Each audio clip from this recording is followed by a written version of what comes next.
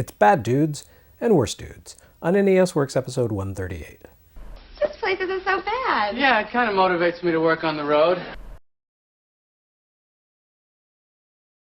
I always get a good laugh when people say that I shouldn't talk about politics or world events in video game retrospectives, as if video games sprang magically from some pure realm where things like money, politics, and international public policy don't exist.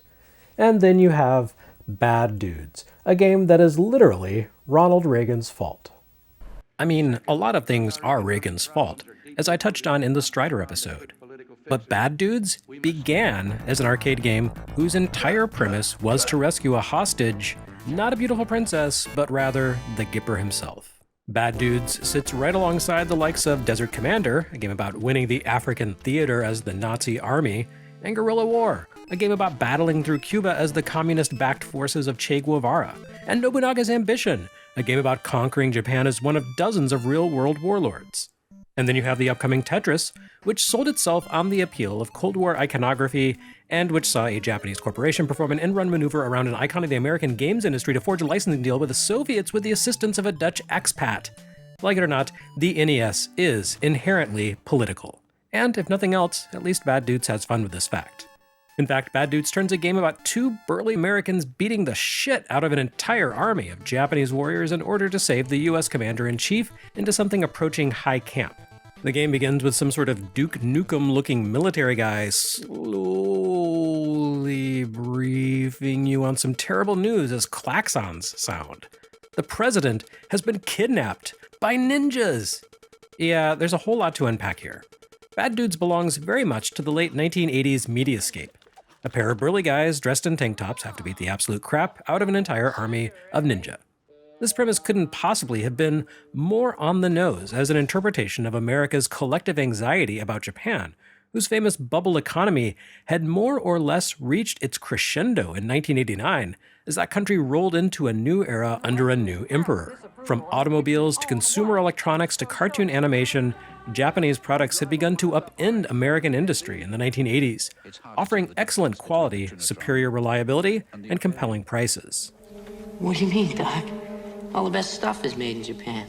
And as historian Matt Alt has explained in his book Pure Invention, Japan's most insidious exports weren't the products, but rather the soft power of pop culture, something that had previously been America's key export in the post-World War II era. The fact that we're talking about Nintendo games and Bad Dudes from Japanese corporation Data East 35 years later really underscores the indomitable nature of that soft power.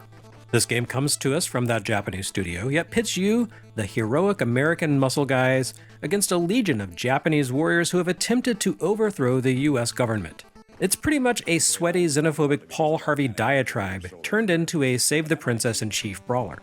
At this point, Japanese studios appear to have co-opted even anti-Japanese moral panic. Truly, what did Americans have left to call their own? Even though Bad Dudes is a Japanese game in which you play as Americans beating down hordes of Japanese terrorists, Bad Dudes doesn't come from the same font of reflexive self-loathing as Capcom's 1943. Rather, it draws on America's own exported media imagery and processes it into something that is distinctly Japanese. Our heroes, known only as Blade and Striker, battle the ninja arts with simple combo-based martial arts. It's pretty much a Bruce Lee-descended martial arts brawler presented through the lens of Japanese pop media. Video games as 1970s Chambara film. Ninja serve as the cannon fodder, with the samurai role taken up by martial artists, who use pure heroic karate moves. I mean, Blade and Striker can even do Ryu's Hurricane Kick, as seen in 1987's Street Fighter. These are noble Shotokan Ryu warrior bros, out to save democracy for the sake of the deed, not for a reward. Indeed, your only reward for finishing this gruelingly difficult game is an invitation to go out for burgers with the president at the end. This comes off as a silly riff on the Americans love hamburger stereotype that thrives in Japan, because the idea of an American president actually serving fast food burgers at an official White House function was farcically stupid in 1989. Heck, you don't even get to meet old Jelly Bean himself in the NES version. Data East hastily swapped in an image of George H.W. Bush at game's end to reflect the peaceful transfer of power that had transpired 6 months before this version shipped. Very much the "we already have Reagan at home" version of the president for media junkies who gravitated toward the Gipper's charismatic public persona. It's all kind of brilliant. Data East's designers soaked up a ton of imported media and came back with a game with such corny bookends that it became an enduring NES meme. You may not like Bad Dudes as a game, but it's impossible not to be charmed by the ridiculous call to action. Are you a bad enough dude to rescue the president? And an executive order to enjoy burgers as a reward for completing a nigh impossible task. As for the game itself, well, it's a pretty solid referendum on where the NES is in July 1989. There's nothing especially ambitious about the design of Bad Dudes. It's more or less a jazzed up version of Kung Fu, a game from the NES launch. In terms of game concepts, this would suggest that very little has changed in the space of 4 years. Bad Dudes plays out as a belt scroller in which players generally march left to right as bad guys beset them from both sides. Blade and Striker have a moveset that doesn't stray too far from the abilities Thomas wielded in Kung Fu. They can punch, kick, perform a low leg sweep, and launch jump kicks. Still, you'll notice some distinct differences. For one, you perform all of their attacks with the A button, rather than using one button for punches and one for kicks. B has been reserved for jumping in the style of a post-Mario platformer. Maybe that should be a post-Alex Kidd platformer, since it reverses the correct and proper button mapping of A to jump and B to attack in the Sega tradition. This setup actually feels a little weird in a belt scroller, the one genre where you actually want to press up in order to jump. But it does make sense once you get a handle on the way you're meant to play Bad Dudes. Data East took a small amount of influence here from Rolling Thunder and Shinobi. Almost every stage incorporates 2 parallel tracks of ground to navigate, and much of the strategy here involves knowing when to leap or drop to a different track. So tapping B causes you to jump, while pressing up and B makes you perform a high jump that allows you to switch to the upper track or simply bound over an obstacle. Still, I hesitate to call this a Shinobi or Rolling Thunder clone, since you never acquire ranged attacks. Certain enemies drop weapons that you can grab and wield until you lose a life. These simply extend the length of your melee strikes, daggers, swords, and the mighty nunchaku. By denying players long-distance attacks, Bad Dudes holds true to the brawler genre and avoids becoming a belt shooter. After all, we already have Contra for that. Though Bad Dudes does understand the key thing about Contra, that 2-player simultaneous play options do a lot to cement a game as a fan favorite. Bad Dudes allows you to team up with a friend, sending 2 burly muscle karate guys into the fray, and giving them the means to more easily contend with endless waves of enemies who attack from both directions, high and low, unrelentingly. It's not as good a game as Contra, but it has its charms. Again, I'd call Bad Dudes a perfect summation of where the NES is at this point in its existence. A sort of awkward adolescence. Bad Dudes takes its obvious inspiration from Kung Fu and games of that variety, and it does a much better job of it than similar games we've seen in the interim. I'll take Bad Dudes any day over Karate Kid or Fist of the North Star, thank you. It certainly looks better than any other belt scroller we've seen. In converting the game from coin-op to console, Data East's home porting team reworked the graphics to better fit the limitations of the NES. Everything in Bad Dudes has a sort of squared-off feel that locks it all neatly into the NES's tile grid while giving it a unified feel. At the same time, the graphics avoid a sense of total blockiness thanks to the inclusion of some smart shading art that softens edges while still working within the NES's limited color capabilities. You'll see more of this approach later in the NES's life, especially in games from Western studios. But what you see here goes a long way toward making this 1985-style game design feel more at home in 1989. The crisp visuals are complemented by some very thoughtful movement physics. Your protagonists operate at just the right balance between sluggish and responsive to feel like big, powerful martial artists. They're a little slow to get started, but deadly in action. Double Dragon 2 would utilize this same trick to great effect the following summer, but for the moment, Bad Dudes has the most satisfying combat feel on NES, or at least it does when it responds correctly. The game's graphical excellence and sheer number of bad guys running around the screen do come at a price.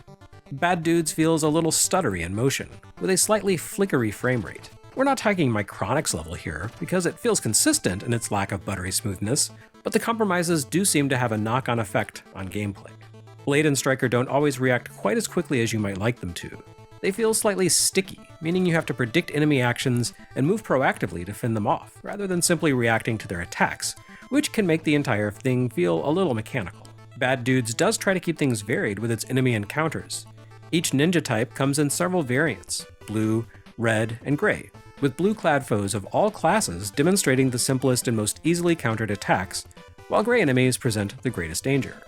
Even within a single class and color combo, bad guys can be unpredictable. For example, some gray ninja will toss shuriken that you can knock out of the air, while others will toss a spray of caltrops that you can only leap, which creates semi-permanent hazards on the ground. Just about every enemy type also appears in an upgraded boss form. The green ninja variant, for example, sends multiple waves of shadow duplicates after you, and you can't engage the real enemy until you dispatch them. The creepy little dudes with tiger claw weapons appear as a much larger boss who leaps around and blocks your attacks. Really, the only standard foe that doesn't appear as an upgraded encounter is the kunoichi type ninja. Instead of fighting a tough lady ninja at the end of one of the stages, you instead battle Data East's own erstwhile protagonist, Karnov, both as a boss and as palette-swapped standard foes in later levels. Interestingly, bad dudes actually could exist in the Karnov continuity, since Karnov's backstory involves him having been a criminal called into action by God to atone for his misdeeds. We can safely speculate that Karnov's abduction of the American president at the behest of the villainous dragon ninja is one of the many crimes for which he has to seek absolution by flying around with wing power-ups and ladder icons in the afterlife. Bad Dudes also embraces the art of the set piece in order to keep things spicy. Several stages play out as auto-scrollers, and the second level presents itself as an auto-scroller but actually takes place on the back of a semi-truck. This means that while the background scrolls past, you're actually locked into a single screen and have to control the zone. The lower level can kill you as it scrolls past, and allowing Grey Ninja to deploy caltrops on the upper level can turn the only safe ground in the stage into a hazardous space as well. Bad Dudes is one of the first examples we've seen on NES of developers using spectacle to dress up fairly standard gameplay and create the impression of a more involved, cinematic situation than actually exists. Again, the whole thing pretty much plays out as a combination of Kung Fu and Rolling Thunder, but it looks way cooler. And to its credit, despite some pretty unfair design choices that really tilt the game against players, especially in solo mode, Bad Dudes does allow 2, or 3, to play at that game. Learning to use level swapping and platform edges against foes gives you a lot more options for combat than simply walking and punching. Some of the best tactics come down to exploiting enemy AI, by taking advantage of their determination to follow you as you maneuver around the screen. Some of the tougher foes can be cheesed by luring them into loops where they spend time jumping back and forth in pursuit of your movement, leaving them vulnerable or even unable to attack. Even the final boss can be cheesed if you let yourself die and respawn on the helicopter skids where he attacks from instead of waiting for him to drift close enough to take him on directly. Of course, you may not have enough lives left over to spare after the utterly brutal final stage boss rush, but that's just Nintendo games for you, and another reason for everyone to own a Game Genie a few years down the road. You'll encounter a variety of different types of geography throughout the game, meaning that the lower level may be a hazard in some places, or else there simply may be no upper level at all. So you need to master basic combat in addition to tactical level swaps. Which is to say that, for a game as shallow as this, it definitely maximizes what little material exists. Bad Dudes is no masterpiece, but it does a lot with a little, and much like Hoops, signals the direction that NES visuals will be going as onboard cartridge tech and memory capacity improve. Like the man said, Bad Dudes is bad, and apparently that's good. And then we have Flying Dragon, which stands in stark contrast to Bad Dudes.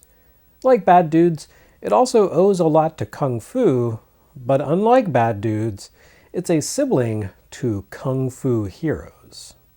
Yes, our friends at Culture Brain dare to pose a question no one ever wanted to know the answer to. Specifically, it asks, what if we combined Kung Fu Heroes with Kung Fu? The answer will not surprise you. It turns out that mashing these two similarly named games together makes for a profoundly mediocre take on a genre that many other developers have done far more effectively. I will say this for Flying Dragon though, the game has ambition. It utterly and completely fails to realize those ambitions, but you have to admire its gumption. That does put it well ahead of Kung Fu Heroes. But it doesn't make up for the fact that this game feels about 3 years too late to offer a compelling NES pickup. Against Ninja Kid? Sure, I'd buy it. Against Bad Dudes and Double Dragon? Nah. Bad Dudes and Flying Dragon make for an interesting study in contrast. The former plays very much by the numbers, focusing on presentation over innovation atop its safe, predictable gameplay. Flying Dragon, on the other hand, takes a big swing for the fences, but loses its grip on the bat and kills a child in the stands. I may have lost control of this metaphor. In Japan, Flying Dragon shipped under the name Hiryu no Ken, Fist of the Flying Dragon, which identified it as a follow-up to an obscure 1985 arcade title called Hokuha Shaolin Hiryu no Ken. As usual for localization efforts in the 80s, the arcade game should appear under the name Shanghai Kid rather than Hiryu no Ken or Flying Dragon, meaning that no living human could have reasonably connected these two titles, going by their American versions. Shanghai Kid was one of those one-on-one martial arts titles that developers threw together hastily in the wake of Data East's success with Karate Champ. You know, Data East, the dudes behind Bad Dudes. Like Konami's JR Kung Fu, Shanghai Kid looked at Karate Champ and its meticulous, rules-based recreation of tournament martial arts and said, thanks, but no thanks. Its action instead takes place in an MMA-style ring rather than a series of scenic backdrops, and it involves facing off against kickboxers, luchadors, and karate practitioners. The realism ends there, as everyone can pull off wild special moves like flying kicks, reverses, and even a hurricane kick for the hero, like the one that Bad Dudes swipe from Street Fighter's Ryu and Ken, not to be mistaken for Hiryu no Ken. I guess what I'm saying is that Culture Brain may have influenced Street Fighter to some degree with Shanghai Kid. And those elements appear here in Flying Dragon as well, since a big part of the game involves working your way through the brackets of a one-on-one martial arts tournament that play out an awful lot like the ones in Shanghai Kid. Not only does your protagonist pull off the same hurricane kicks as the guy in Shanghai Kid, he can also perform a ranged wave fist attack that looks an awful lot like Ryu's Hadouken. And here's the interesting thing, we may be in July 1989 for the NES release, but Hiryu no Ken debuted on Famicom in February 1987. That's half a year before Capcom shipped the Street Fighter arcade machine. What manner of pilfering was happening here? Does Street Fighter's daddy Takashi Nishiyama owe Culture Brain a big royalty for his most significant creation? Well, no, I'm going to call it even. The tournament sequences of Flying Dragon only comprise about half the game. The other half plays out in the form of the Kung Fu clone I mentioned, as you battle your way through mobs of enemies and recurring mini-bosses in order to reach the location of each tournament. And do you know who designed Kung Fu? Of course you do. Yes, it's Takashi Nishiyama. So Nishiyama may or may not have borrowed liberally from Culture Brain for Street Fighter, but Culture Brain had cheerfully swiped ideas from Nishiyama for Hiryu no Ken. But the thing is that neither phase of Flying Dragon is as good as Nishiyama's equivalent efforts. Sure, he had the advantage of working on more powerful arcade hardware, but Flying Dragon has that about to fly apart at the seams feel of so much Famicom output from the age before memory mapper chips. It moves awkwardly, it controls poorly, and in order to survive you really need to know the location of power-ups and recovery items hidden invisibly in the scenery. A martial arts journey culminating in tournaments has Dragon Ball written all over it, and fittingly, the game has Tosei's Dragon Ball, or rather Dragon Power, written all over it too, which is not a good thing. Again, it's not as archaic as its sibling Kung Fu Heroes, and it certainly attempts to do a lot more with its fusion of multiple playstyles, but shipping alongside Bad Dudes does it no favor. That game looks, moves, and plays a lot better than Flying Dragon. And you don't have to grind your way through sloppy, cumbersome fighting tournaments in order to advance. Bad Dudes certainly has its shortcomings, but I'd take it any day over this jank. And still, I can't bring myself to be too disappointed in Culture Brain. Their early games may not be good, but damn it, they do have some big ideas. And eventually, we'll hit the magic of Scheherazade, maybe the one time their efforts actually landed. All things considered, Nintendo Power gave both of these games short shrift. Bad Dudes only got 2 brief mentions as previews, and Flying Dragon received even less, a single video shorts overview. Considering Bad Dudes would become one of the most mimetic NES games of all time, and Flying Dragon basically introduced NES audiences to how fighting games would work, you'd think they deserve a little more.